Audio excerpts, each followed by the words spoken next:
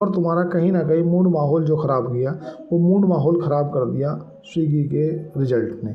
Swiggy का जो result है वो बेहद मतलब अब देखने के जो ब्रोकरेज हैं, ब्रोकरेज फर्म्स हैं, अपने अपने नज़रिए से देखती हैं, लेकिन ऑल ओवर जो ग्रोथ है ना, वो ग्रोथ भी तुम्हारा बढ़ के आई है, लेकिन कहीं ना कहीं जो नेट प्रॉफिट ना हो गया, नेट लॉस हुआ है।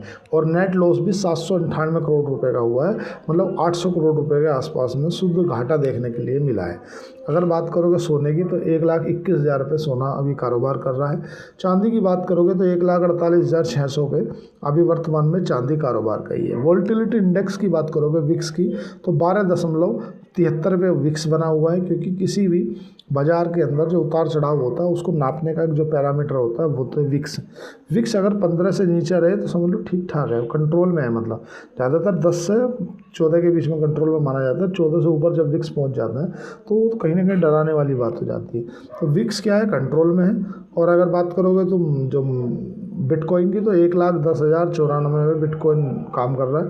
अगर रुपये की बात करें हम डॉलर के अगेंस्ट, तो 88.80 पैसे के करीब हम पहुंच गए, 88-70 के आसपास पूरा हमारा जो रुपया है वो डॉलर के अगेंस्ट पहुंच गया। और जो डॉलर इंडेक्स है, वो डॉलर इंडेक्स में जो मजबूती है वो कहीं ना कहीं दिख रही है।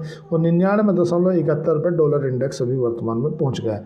डॉलर इंडेक्स क्या है, बास्केट ऑफ करेंसी का एक पैरामीटर है कि यार पूरे विश्व में जो करेंसी मतलब पूजी जाती है, एक तरह से ऐसा मान लो वे 5 करेंसी हैं, उन 5 में से एक डॉलर है। और डॉलर की ज़्यादातर सभी देशों के अंदर एक तरह से महत्वता है, सभी देश डॉलर में करेंसी ले लेते हैं। जैसे हम अपने गांधी जी की बात करें, हमारा रुपया है, तो हो सकता है हमारा रुपया कहीं कोई देश एक्सेप्ट ना करे, बोले यार अगर मैंने तुम्हारा रुपया ले भी लिया, सपोज करो 1,00,000 करोड़, और मैं अपना आपके रुपये से कोई सामान खरीदूंगा किसी दूसरे देश से, उसने इसे एक्सेप्ट नहीं करा, तो मेरा रुपया कोई काम का नहीं है। तो क्या है कि डॉलर इंडेक्स में लोग ज़्यादातर ट्रेड करते हैं। तो डॉलर इंडेक्स जो है वो 99.71 में बना है, मतलब 100 के आसपास।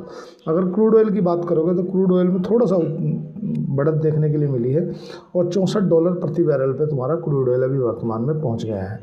अगर ऑल ओवर बात करें, जो QIP के जरिए 7 नवंबर को बोर्ड ऑफ डायरेक्टर की एक मीटिंग है स्विगी की, और वो 10,000 करोड़ रुपया जो QIP के जरिए जुटाना चाहती है। जैसे नहीं, QIP क्या होता है, जब एक बार आप IPO ले आते हो, तो IPO के बाद भी एक और रास्ता आपके पास बचता है कि आप अपना जो कुछ हिस्सा है वो डाइल्यूट करके और आप अपना OFS ला सकते हो, या आप QIP ला सकते हो।